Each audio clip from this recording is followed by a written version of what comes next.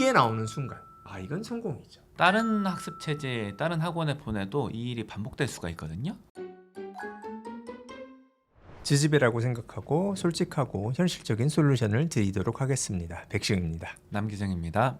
소중한 사연 저희가 생각해보고 솔직한 말씀을 드리도록 하겠습니다. 약간은 따끔한 말씀이 있더라도 양해 부탁드립니다. 둥맘 달룡님께서 보내주셨고요. 현재 아이는 4학년이고요. 영어를 좀 늦게 시작했지만은 한글 읽기가 좀 돼서 영어도 잘 따라갔겠지 생각을 했는데 계속 1점대로만 지속이 되는 거예요. 그래서 내년이 되면 5학년인데 영어 도서관을 계속 다니는 게 옳은 일인가? 계속 좀 쉬운 책만 읽으니까 아이도 조금 다른 아이들이랑 비교하고 창피해하는 것 같기도 하고, 집에서는 인사이드 링크라든지 독해서 좀 풀리고 화상 수업도 하는데 겨울방학부터는 한국식 이제 끼고 단어 공부하고 이런 곳으로 옮겨야 되나 이런 고민을 하고 계십니다. 일단은 저희 집 애다라고 생각하면은 자기가 재밌어 하니까 하게 한다. 영어 도서관 그냥 보낼 것 같아요. 물론 이제 아이가 창피해하는 것 같다. 아마 맞을 거예요. 어쩔 수 없어요. 이거는 나중에 가면 더 심해져요. 지금이 그나마 가장 덜 창피한 때다. 감내하는 거죠. 우리가 살면서 항상 저기 편하게만 살 수는 없잖아요. 불편한 감정 달고 그냥 사는 겁니다. 마음을 보듬어 주고, 자, 우리가 그동안에 요걸 이제 많이 못했으니까 후발주자잖니, 이 정도는 감내하고 하자 하면 되고요. 요거 재밌어 한다잖아요. 얼마나 좋아요. 그러면 그냥 하면 됩니다. 흔히 말하는 이제 학습식 구조로 한국식이라고 여기서 표현이 되어 있긴 한데, 이 방법도 효용이 있긴 한데 이게 한계가 좀 있어요. 흔히 말하는 정말 잘한다는 아이들 중에는 이렇게 하나하나 설명하는 식으로 매칭시켜서 하는 구도로 많이 배운 애들이 확률이 굉장히 적어요. 그래서 일단 우리 1옵션은 책 같은 거 많이 읽어서 진짜 광범위한 독서를 해서 몰입해서 읽어서 영어를 늘리는 게 이게 멀리 갈 수 있는 방법이거든요. 부끄러운 거는 물론 있을 거예요. 이거 뭐가 부끄러운 거야? 부끄러워하지 마 하면은 안 부끄러워지나요? 그건 아니에요.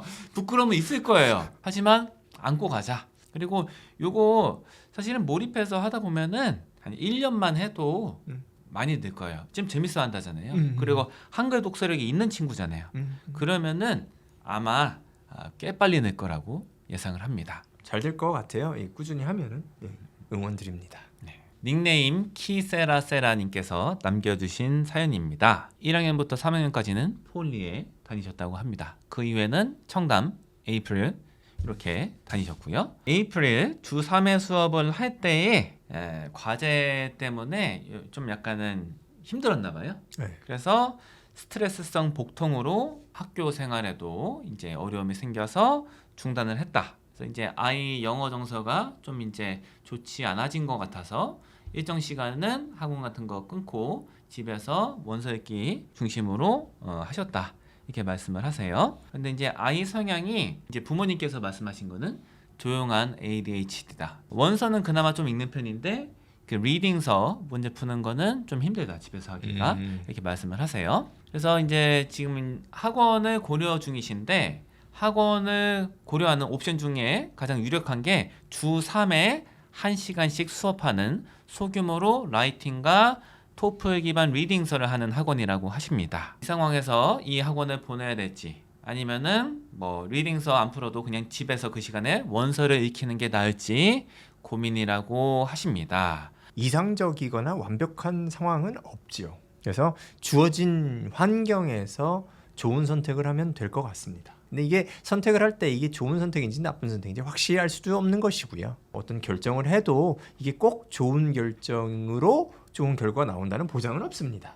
꼭 좋은 결과가 나와야 돼 하고 결정을 하게 되면 결정할 수가 없어요. 겁이 나서. 그래서 저는 보니까 아이가 학원을 다니겠다고 해요. 이유가 있겠죠. 아이 나름대로의 이유가 있을 겁니다. 친구가 좋아서 다닐 수도 있고, 아니면은 그 공부 방법이 좋아서 다닐 수도 있고, 이거 다니게 했으면 좋겠어요. 근데 동시에 할 거는 지금처럼 아이 책은 좀 읽으니까 원서 읽기는 꾸준히 가져갔으면 좋겠습니다. 그래서 여기 학원이 영어 공부의 중심이라고 생각하지 마시고, 영어 원서, 아이가 원서 읽을 수 있으니까 그거가 중심이고, 그거 많이 도와주시고, 학원 가고 싶다니까 보내주세요. 그리고 몇 달 지나면은 결론이 날 겁니다.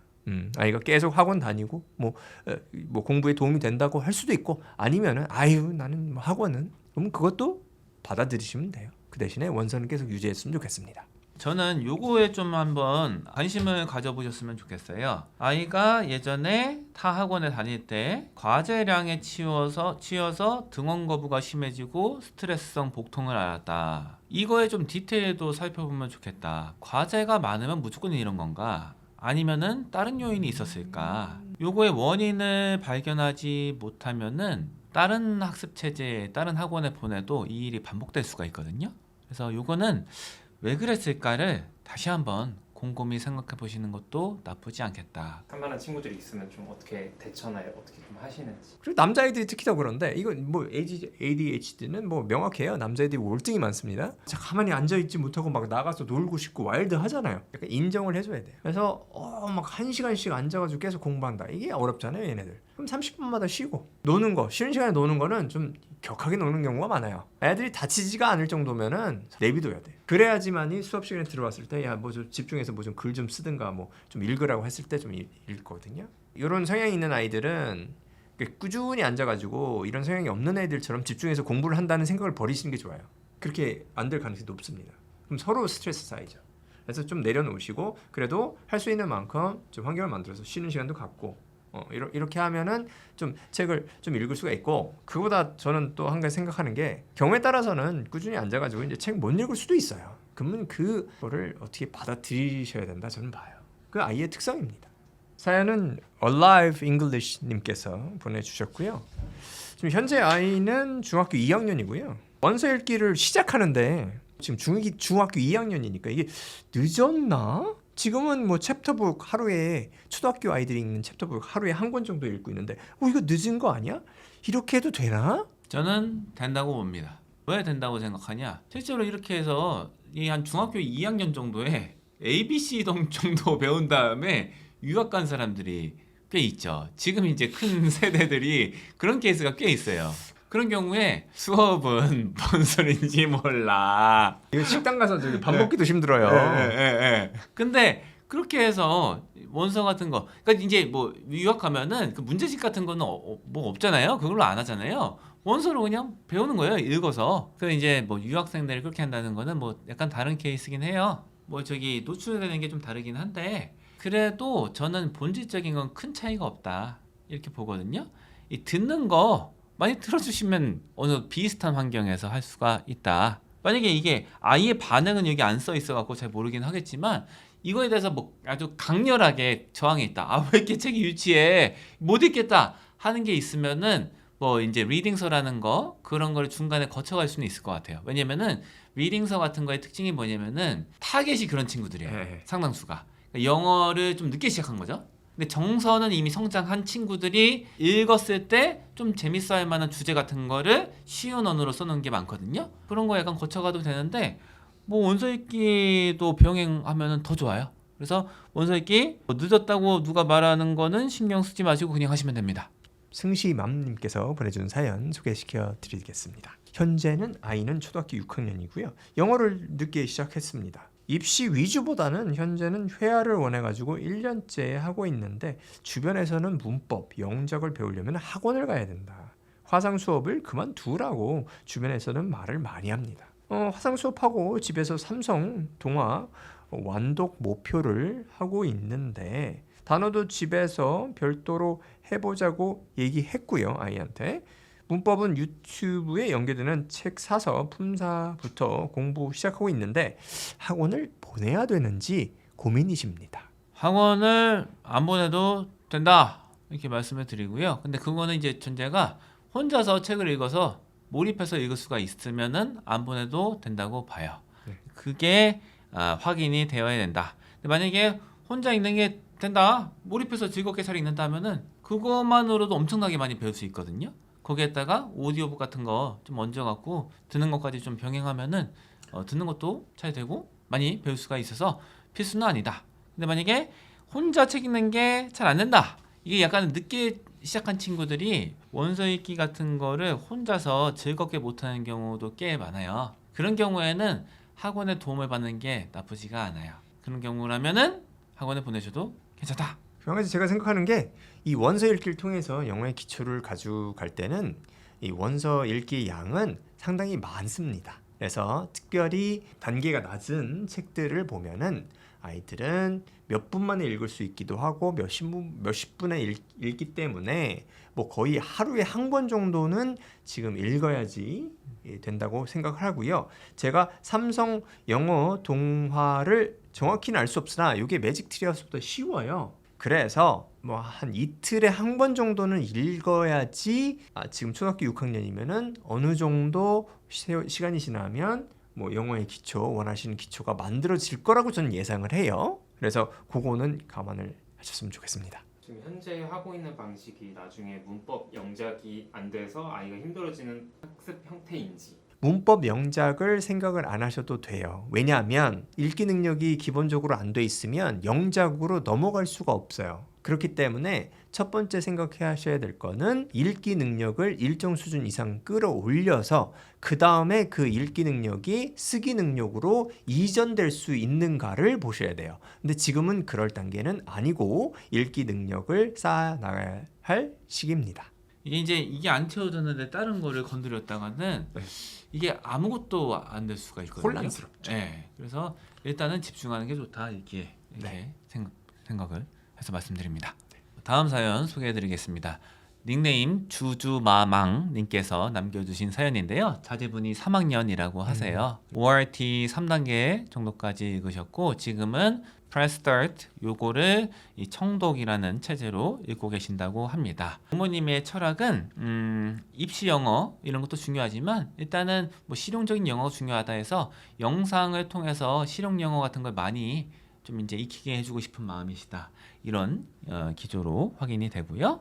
그런데 이제 보면은 아이들이 많이 보는 페퍼피그 같은 영상은 실은 정서가 약간 안 맞는 느낌이 있다. 그래서 약간 유치하게 느끼는 것 같고 몰입되어서 보는 것 같은 느낌이 아니다. 이렇게 말씀을 하세요. 그래서 뭐 오래 보지는 못한다. 뭐 길어야 한 20-30분 이 정도 볼 수 있는 상태다. 이렇게 말씀을 하시고요. 그리고 이제 아이의 특성은 한글로 된 책은 좋아한다고 하세요. 그래서 뭐 특히나 근래에는 그리스 로마 신화 같은 거 그거를 재밌게 봐서 뭐 이렇게 몰입해서 읽었었다. 주일에 온라인 수업으로 프레스 스타트를 해서 읽고 있는데 들어서 듣는 거랑 읽는 걸 같이 하면은 뭐 곧잘 이해를 하는데 딱히 뭐 흥미가 많아 보이지 않는다. 의무감으로 좀 하는 그런 느낌이 크다. 이렇게 말씀을 하시고요. 그래서 이런 상황에서 나이가 좀 학년이 찰수록 좀 더 조바심이 생기는데 어떻게 하면 좋을까요? 이런 질문을 남기셨습니다. 저는 구조를 좀 바꿨으면 좋겠어요. 아이가 이런 거 저런 걸 해서 지금 부모님의 조바심을 조금 떨어뜨린다. 이 구조로 하면은 힘들어요. 아이가 힘들 겁니다. 조바심을 없애고 아이가 하는 거는 단순하게 가져갔으면 좋겠어요. 집중하는 거는 아이가 책 읽기를 읽는데 뭐 난이도라든가 이런 거 뭐 생각하지 마시고 아이가 집중해서 읽을 수 있는 게 어떤 것인가, 아이가 좋아하는 내용이 어떤 것인가, 어떤 책이 아이한테 뭐 적당해서 집중해서 좀 볼 수 있나, 그나마 여러 가지 책들. 그래서 여러 가지 중에 뭔가를 찾아가지고 아이가 집중해서 할 수 있으면 그 시간 자체가 의미가 있는 것이고, 영어 꼭 영어가 아니라 약간 깊게 생각하시면 책을 읽는다, 영어로 된 책을 읽는 시간을 집중하고 좀 약간 즐겁게 그나마 아이가 가져간다. 이거를 하는 순간, 이런 순간들이 많아지고 넓어지는 순간 그 공부는, 교육은, 미래는 밝죠. 그러면은 그걸 보시고 잘 되고 있어, 다른 건 걱정하지 않아도 돼, 이렇게 마음을 가지셨으면 좋겠어요. 만약에 그렇지 않고 아이가 무엇인가를 읽고 있을 때 거부감이 있다든가 이게 너무 어렵다든가 뭐 좀 안 좋아하든가 이런 게 많아진다, 그러면은 그건 걱정하셔도 좋아요. 좀 다른 방법을 찾아봐야 되나, 뭐 책들을 좀 바꿔봐야 되나, 아니면 뭐 영어 도서관을 한번 가봐야 되나, 아니면은 뭐 공립도서관인데 영어책 있는 데를 가볼까, 아니면 중고 서점을 가볼까, 이런 거를 책이랑 아이가 좀 친해질 수 있도록 여러 가지 시도를 해보고, 그런 거를 해보시고 그런 시도를 통해서 여기 불안감을 좀 줄여드렸으면 좋겠어요. 그렇게 하다 보면은 아이가 특정 방법에 좀 친해질 겁니다. 그래서 뭐 책은 읽을만해, 이게 나오는 순간 이건 성공이죠. 오늘도 지지배라고 생각하고 저희들의 솔직한 생각을 담았습니다. 앞으로도 이런 자리를 만들 수 있도록 소중한 사연 보내주시면은 잘 생각하고 말씀드리겠습니다. 마무리할까요? 감사합니다.